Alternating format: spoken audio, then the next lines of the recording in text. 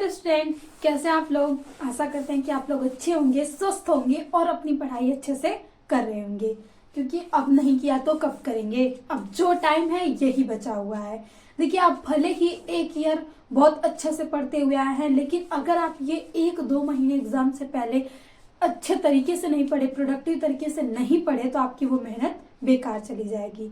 तो प्लीज यही रिक्वेस्ट है कि आप ये 2 महीने पूरी जी जान लगा दीजिए कि हाँ, मतलब इतनी मेहनत करिए कि आपको एग्जाम में कोई पछतावा ना हो कि काश मैंने पढ़ा होता।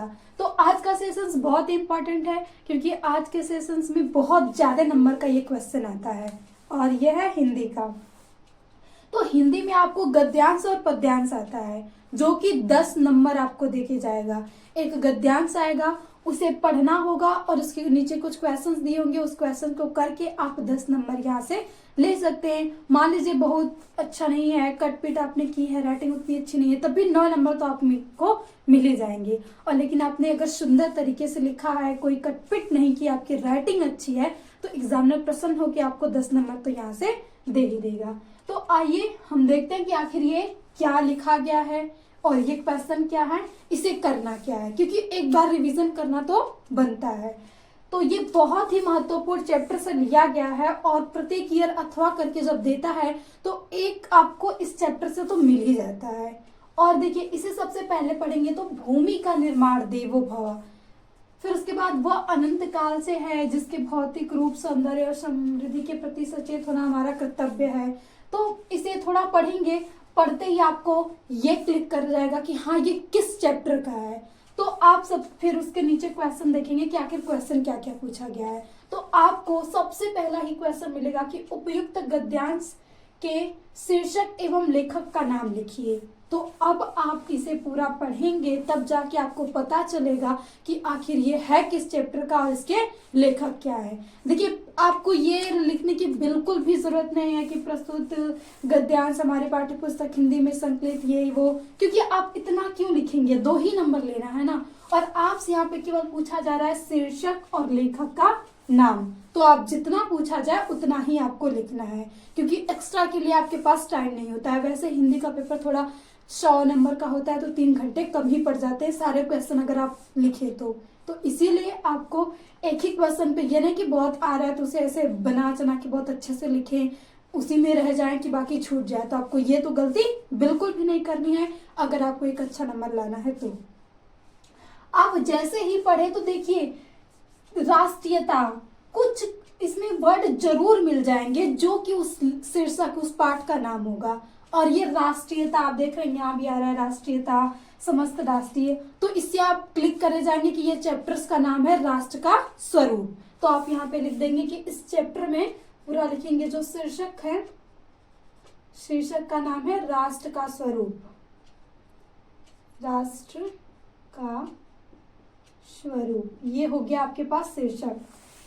देखिए, बहुत बाकी सभी बच्चों को तो जो अच्छे से पढ़ते हैं उनको पता ही होगा कि शीर्षक क्या होता है, लेकिन कुछ ऐसे भी बच्चे होते हैं जो बिल्कुल भी पढ़ाई नहीं करते हैं। लेकिन मान लीजिए वो ईयर पूरा पढ़ाई नहीं की, लेकिन अब ये 2-3 महीने वो अपनी पढ़ाई करके अच्छा नंबर लाना चाहते हैं, तो शीर्षक कुछ और नहीं, पाठ के नाम को ही। अब यहाँ पे पाठ का नाम ना लिख के हिंदी में अच्छे वर्ड, आप लोग इंटरमीडिएट हो रहे हैं ना, तो यहाँ पे शीर्षक लिख दिया है। तो शीर्षक का मतलब वही किया, ये किस पाठ से लिया गया है वही आपको लिखना है। तो शीर्षक हो गया राष्ट्र का स्वरूप, और राष्ट्र के स्वरूप के लेखक का नाम क्या है, तो यहाँ पे लेखक का नाम वासुदेव शरण अग्रवाल, वासुदेव शरण अग्रवाल। इतना आप लिखेंगे और आपको 2 नंबर इस पे मिल जाएंगे, अगर ये दोनों आपके शीर्षक और लेखक का नाम सही रहा तो।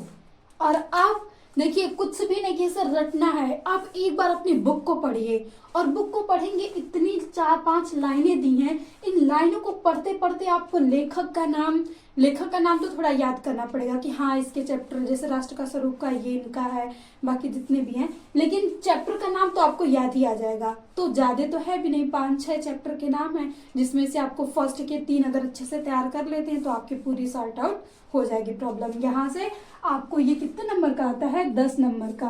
तो 2 नंबर तो आपने क्लियर कर लिया इस क्वेश्चन का आंसर देखिए, शीर्षक का नाम लिख के लेखक का। देखिए यही चीजें आपको याद करनी होती है, बाकी तो आप मान लीजिए ये भूल भी जाता है तो मान लीजिए 2 नंबर कट गया, लेकिन ये जो लाइनें हैं इसका आंसर तो आपको इसी में मिल जाएगा। जैसे कि पढ़िए दूसरा, राष्ट्र भूमि के प्रति हमारा आवश्यक कर्तव्य क्या है। अब आप देखेंगे वो इसका जो आंसर है इसी में छुपा हुआ है। तो आप देखिए कर्तव्य कहाँ पे लिखा हुआ है, तो देखिए यही है ना कि उसके भौतिक रूप, सौंदर्य और समृद्धि के प्रति सचेत होना हमारा आवश्यक कर्तव्य है। तो आप यहाँ पे लिख देंगे कि हमारा आवश्यक कर्तव्य क्या है, भौतिक स्वरूप,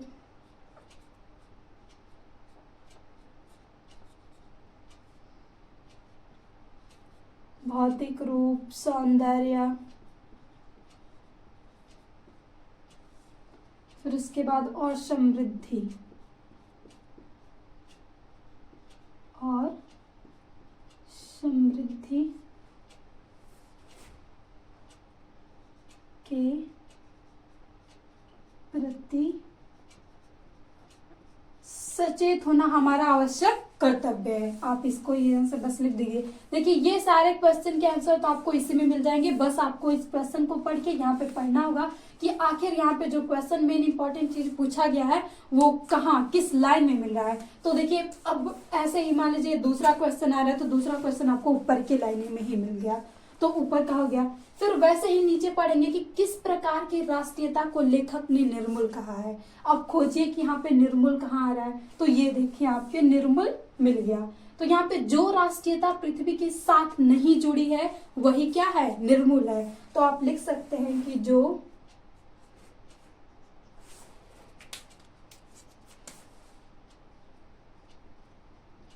राष्ट्रीयता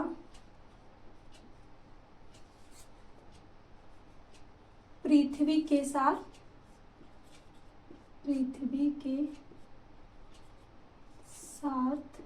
नहीं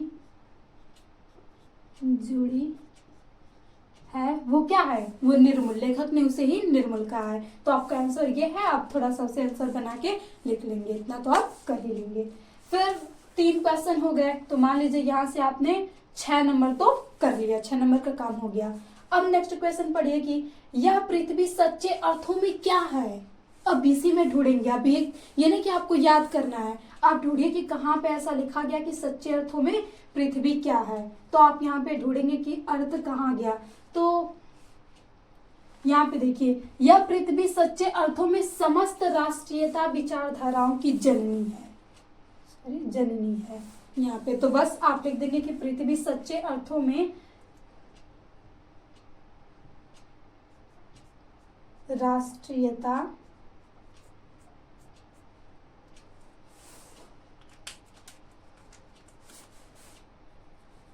की जड़ें नहीं, ये नहीं, सॉरी, सच्चे अर्थों में क्या है। तो आप लिखेंगे यह पृथ्वी सच्चे अर्थों में समस्त राष्ट्रीय, पृथ्वी समस्त राष्ट्रीय विचारधाराओं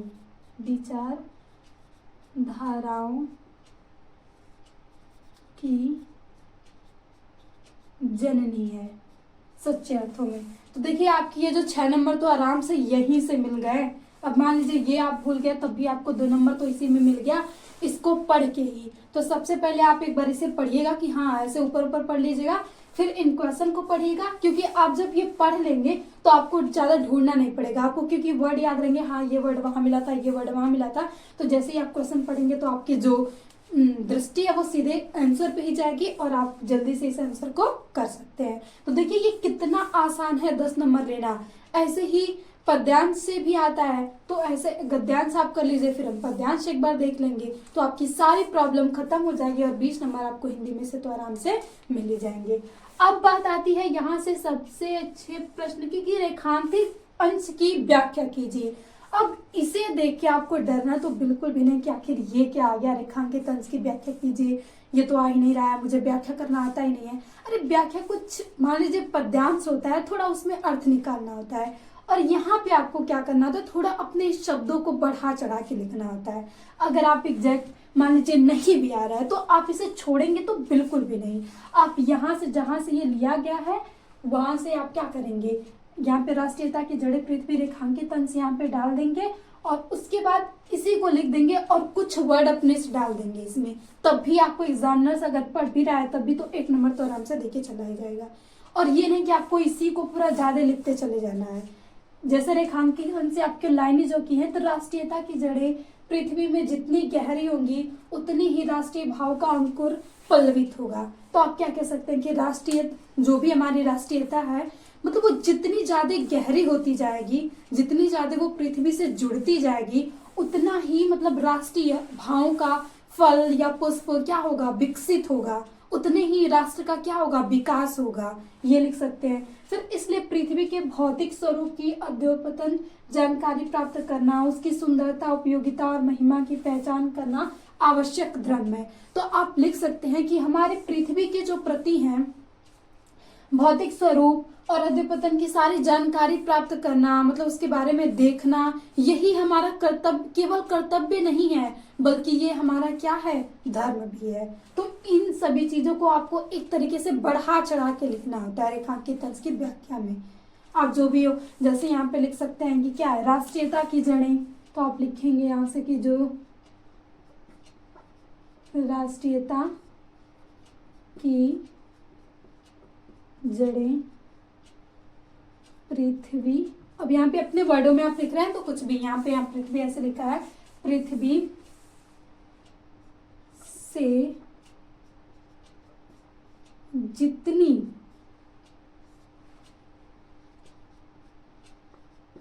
अधिक जुड़ती जाएंगी उतनी ही पृथ्वी और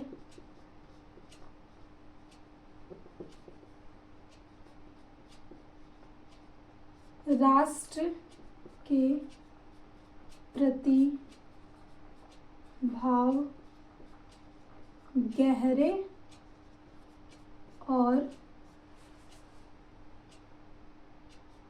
विकसित होते जाएंगे, विकसित होते जाएंगे। तो इसी तरीके से आपको यहाँ पे लिखते चले जाना है। ये पूरी लाइनें जहां तक है वहां तक आप इसकी व्याख्या बस अपने शब्दों में बढ़ा चढ़ा के लिख सकते हैं। यहाँ पे ये कोई भी नहीं है कि आप बस याद कीजिए, जितना है उतना ही आपको लिखना है। यहाँ पे कोई भी वर्ड नहीं, आप अपने शब्दों में ही लिखिएगा। आपको इसे रटना तो बिल्कुल भी जरूरी नहीं है कि आप बुक में देखते हैं या कोई 10 ईयर्स या जो भी लेते हैं ना हम पढ़ने के लिए 10 ईयर्स, तो उसमें ऐसा रहता है कि बहुत सारे बच्चे उसको देखने लगते हैं कि ये भी याद करना है। तो ये याद करना तो बिल्कुल भी नहीं है। ये सारी चीजें आपकी अपनी स्मार्टनेस से नंबर आप ले सकते हैं कि आप कितने अच्छे तरीके से इसे लिख सकते हैं। चीजें आपको याद क्या करना है, इसमें आपको जितने चैप्टर्स आपके गद्यांश में है, जितने पद्यांश में, उस चैप्टर्स का नाम और उस चैप्टर्स के मतलब उसके लेखक का नाम, बस इतना आप याद कर लीजिए और एक बार पढ़ लेंगे तो आपको वो भी मिल ही जाएगा, याद करने की जरूरत ही नहीं है। क्योंकि कोई भी पैराग्राफ देखा ना तो उसमें उस चैप्टर की कुछ ना कुछ खासियत होगी कि हाँ ये राष्ट्र की स्वरूप से लिया गया है। फिर ईर्ष्या तू न गई मेरे मन से, ये भी है तो उसमें जरूर ईर्ष्या के बारे में बात की जाएगी। जैसे कि पद्यांश में पवन दूतिका है तो उसमें आपको पवन से रिलेटेड जरूर कुछ मिल जाएगा। तो ये चैप्टर्स का नाम तो बिल्कुल भी नहीं, आपको बस अच्छे से एक बार पढ़ लेंगे तो रटने की जरूरत है ही नहीं। बस आप वहां से देख लीजिए हाँ इस चैप्टर के राइटर कौन है, तो ये 1-2 बार पढ़ेंगे तो वैसे ही याद हो जाएंगे। और सारे तो बिल्कुल भी नहीं आपको देखने हैं, और जितने इंपॉर्टेंट है वो हम बता देंगे यहाँ से। जैसे राष्ट्र का स्वरूप होगा ये बहुत ही महत्वपूर्ण है। देखिए 2 और करके देता है तो 1 जरूर आपको इस चैप्टर से मिल जाएगा। तो क्या जरूरत है सारा पढ़ने के लिए। अब देखिए वही है कि यहाँ पे कुछ बच्चे होते हैं कि वो 10 घंटे पढ़ते हैं फिर भी वो 70-80 मतलब 70 हो गया 50-60 इसी पे रुक जाते हैं, और कुछ बच्चे 5 ही घंटे पढ़ के 90+ लाते हैं। तो वो यही तरीका है कि वो सारी चीजें नहीं पढ़ते हैं, वो ऐसे पढ़ते हैं कि हम कम पढ़े लेकिन नंबर अधिक ला सके। तो वही स्मार्टनेस कहलाती है। तो वही आप सबके अंदर भी होनी चाहिए और आप सबके अंदर भी लानी चाहिए। और उसी के लिए हमारा सपोर्ट आपके साथ हमेशा रहेगा। तो थैंक यू, मिलते हैं नेक्स्ट सेशन में। नेक्स्ट सेशन में हम पद्यांश की करेंगे एक व्याख्या, ताकि आपको एक मतलब मिल जाए कि एक्सपीरियंस कि हाँ कैसे किया जाता है और आप अच्छे से कर सकें। तो थैंक यू। अगर सेशन अच्छा लगा हो तो प्लीज़ लाइक शेयर सब्सक्राइब कर दीजिएगा। और अब बहुत ही जल्द आपके सारे क्लास की मतलब सारी क्लासेस मिलेंगी और मैराथन क्लासेस भी चलेंगी। हमने फिजिक्स और केमिस्ट्री में पूरे क्वेश्चन बना लिए हैं, लघु उत्तरीय, विस्तृत उत्तरीय जितने भी हैं सबको हमने तैयार कर लिया है। बस अब आज के बाद से आपको इस वीक में सारी क्लासेस मिलती जाएंगी। एग्जाम से अब बहुत ही महत्वपूर्ण होंगी, उसे आप मिस तो बिल्कुल भी मत कीजिएगा। इसीलिए आप चैनल पे नए हैं तो सब्सक्राइब करके बेल आइकन को दबा लीजिएगा कि आपकी हर क्लास की नोटिफिकेशन टाइमली मिल सके। क्योंकि हमने फिजिक्स केमिस्ट्री में ऐसे बनाया कि अगर आप बिल्कुल भी नहीं पढ़े हैं तब भी आप वो क्वेश्चन तैयार करके आसानी से आप अच्छे नंबर गेन कर सकते हैं। तो इसीलिए ये सेशंस देखना आपको बहुत ही हेल्प करेगा। तो थैंक यू अगेन, मिलते हैं नेक्स्ट सेशन में नेक्स्ट वीडियो के साथ।